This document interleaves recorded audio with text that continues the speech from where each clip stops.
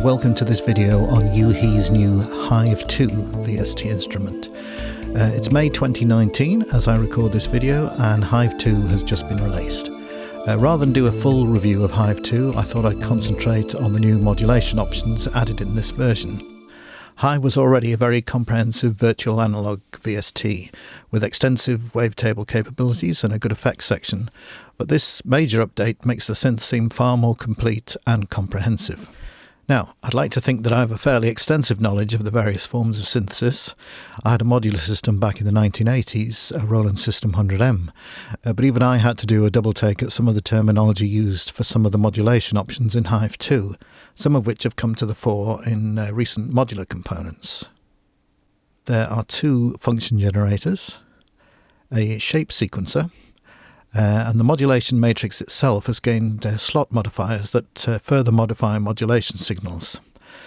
So going from left to right, if we look at the bottom here, you'll see there's a curve modifier, a rectify function, a quantize, sample and hold, and a slew limiter. So this is the area I'm going to be concentrating on in this video. The function generators and the shape sequencer probably deserve their own videos, but for now, let's start with a sound to experiment on some of the new options in the modulation matrix. So let's have a look at this patch. It's called HS Classic Layers 1. It's a Howard Scar patch, and if we play the actual patch itself, you'll see that it's sort of an analog horn sound with a string sound. Now let's have a look at the just the horn side, which is the oscillator 1, and if I now solo that filter, we're just listening to that portion of the sound. The other sound was coming down effectively from oscillator 2 and using this section on the right hand side. So at the moment, the first thing I'd like to show you in the modulation matrix is the random facility. Now the random setting will allow you to employ a random event to the modulation matrix. So at the moment, if you look at slot 2, you'll see that it's set to oscillator 1 detune, and the value is set to random. So if I now let's play a middle D, and if I increase that value, here we're getting a sort of a drunken effect because it is randomizing the tuning of oscillator 1. So if we just put a smaller amount in, I think it was set to about 6.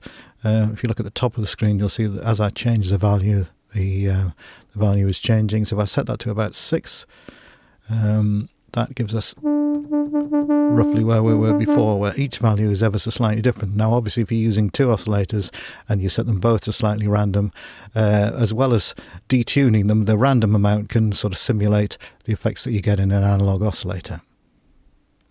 You can of course also apply this to what I would call typically digital sound. So let's call up another patch here. I've got one set up on this particular track. The patch is called Wonderful, and let's have a listen to it. Now this is more what I would think of as a digital type sound, although actually it's using a triangle waveform and a pulse waveform. But if I now, and it's also using a unison mode, so let's set unison mode, it was on 16, let's set it to 1 for a more sort of pristine sound. So we sort of have a digital harpsichord type sound. Now then, let's introduce the random effect to the waveform. So if I, in the modulation matrix, select random, and you can literally, if I click on this area here, I can go up and select any modulation destination. So I want to modulate the detune facility of oscillator 2, which is the pulse waveform. So by releasing it, it's set itself to oscillator 2 detune. And again, let's increase that value. So you can hear the detune. It's detuning it to a random amount each time. So let's put it back onto something like 4. So it's not detuning the sound, but it's making each note it is detuning the sound, but it's detuning it by a random amount for every note. So rather than when you just dial up the detune knob, every note is the same is detuned by the same amount.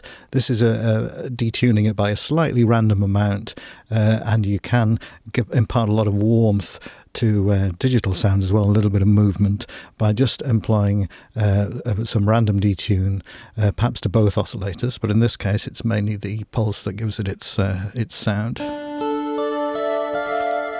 And if I switch back now into unison mode, let's put it back onto 16, a value of 16, so it's effectively 16 pulse waves over here. The value is still going to work,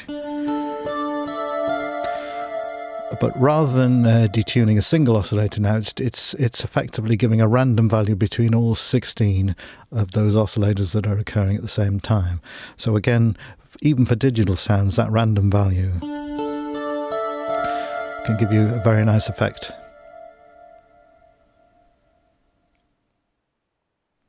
So let's examine this sound now. It's called HS Harmonics, which is another Howard Scar patch. CS because it's reminiscent of the Yamaha CS synths. Let's have a listen to how the patch sounds.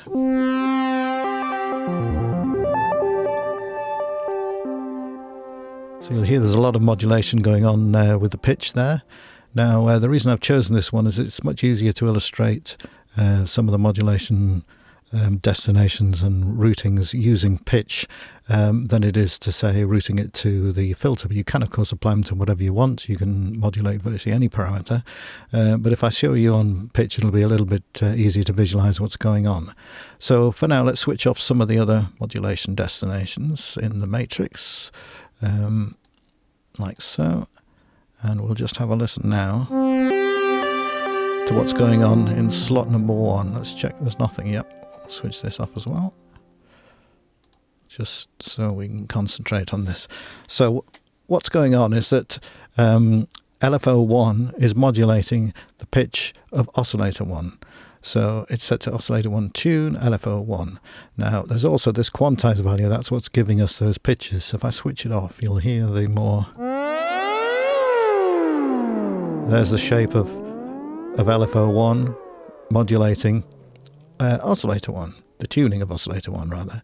Now then, if I put the quantized value on, what that's doing is it's quantizing the steps, if you like, of that LFO. Rather than a smooth triangle waveform, it's breaking it up, and the effect we're getting is we're only hearing it in those steps, and at the moment it's set to 7, which is fifth. So if I take that to 2,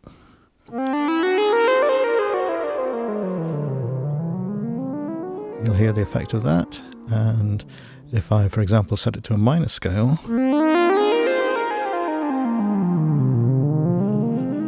and there's major scales, a variety of options to experiment with. There's also a minor chord.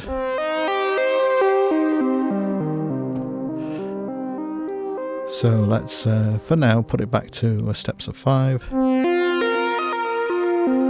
And of course we can speed up the LFO itself to give us more apparent notes.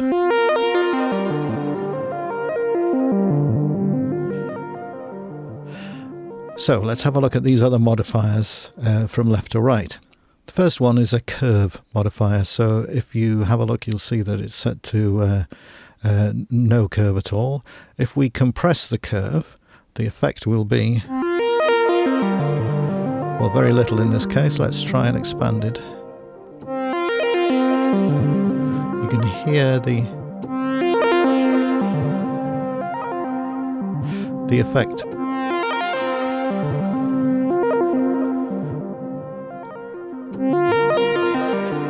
Rather than a linear curve, it's coming in much like the illustration, in an expanded way or a compressed way. So it can be subtle, it depends what you're actually controlling. Let's put it back to 0 and have a look now at the rectifier. So there's half wave,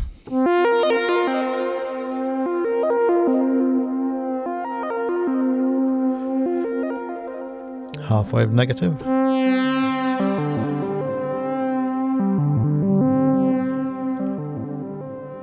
full wave, full wave negative, and then unipolarize.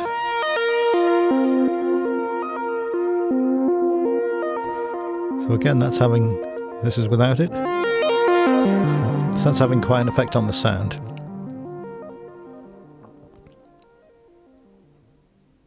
Now the next section is the sample and hold. Now we can apply a sample and hold value, so that's going to, in this case, because it's assigned to pitch, it's going to vary the pitch. So if we set that, for example, to vibrato LFO,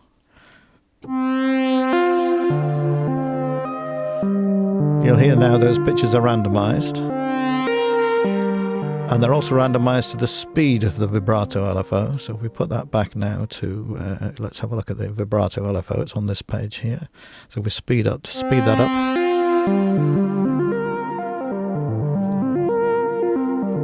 we can also introduce a delay.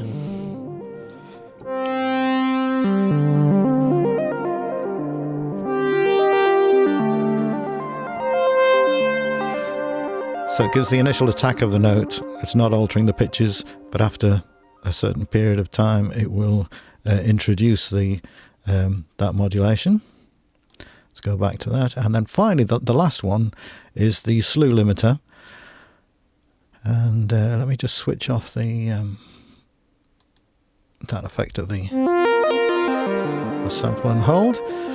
Now, what the slew limiter does is it behaves. The best way to think of it is it will effectively round off the modulation. So if you have, say, a square wave, it will round off the extreme edges of the square wave. Now, because it's controlling pitches at the moment, and if it's going to round off between the pitches, we're going to get an effect that's rather reminiscent of portamento.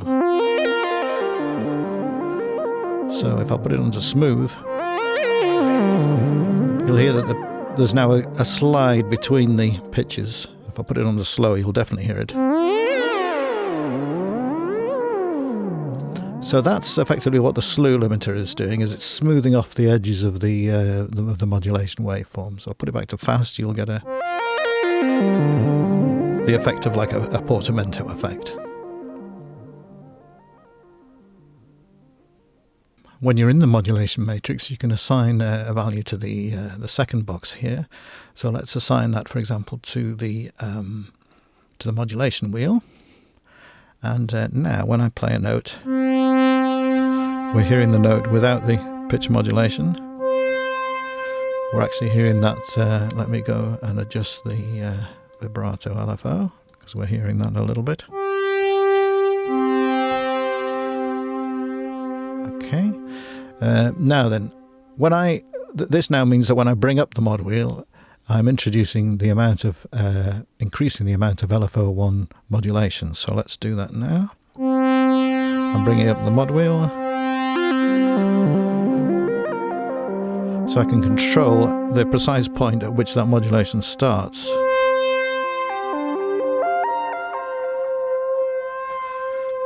So if we switch back to keys, you'll see that as I bring the mod wheel up,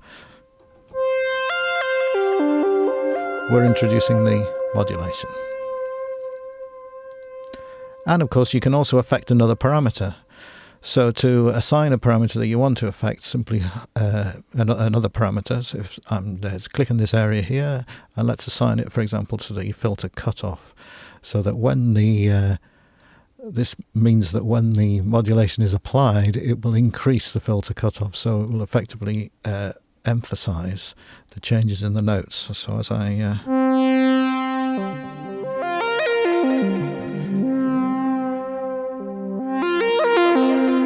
as I bring up the modulation wheel, it's also affecting the filter cutoff. And this, of course, you can quantize the value of the filter cutoffs. You can apply the other modifiers as well. So let's have a look at another Howard Scar patch. This is called Ray of Hope Lead. And let's play this sound.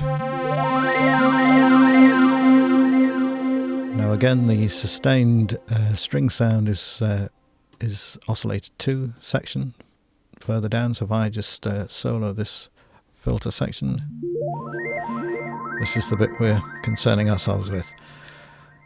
let's analyze what's going on in this particular patch. So if we look down at the modulation matrix, we'll see that the oscillator 1 tuning is being affected by LFO2. So LFO2 this time, that's the one on this side, is affecting the tuning. Now we're applying a slight S-curve. The values are being quantized. There's also a random value that's been assigned via sample and hold, and a slew limiter as well. So let's analyze what's going on. If we look at the quantize, we'll see that it's set to a minor scale. Let's change that to a major scale. Back to a minor scale. And if we have a look at the slew settings, at the moment it's set to fast. If I switch it off, you'll hear that the notes become more effectively pronounced staccato, because the slew is just taking the edge off the attack and making that.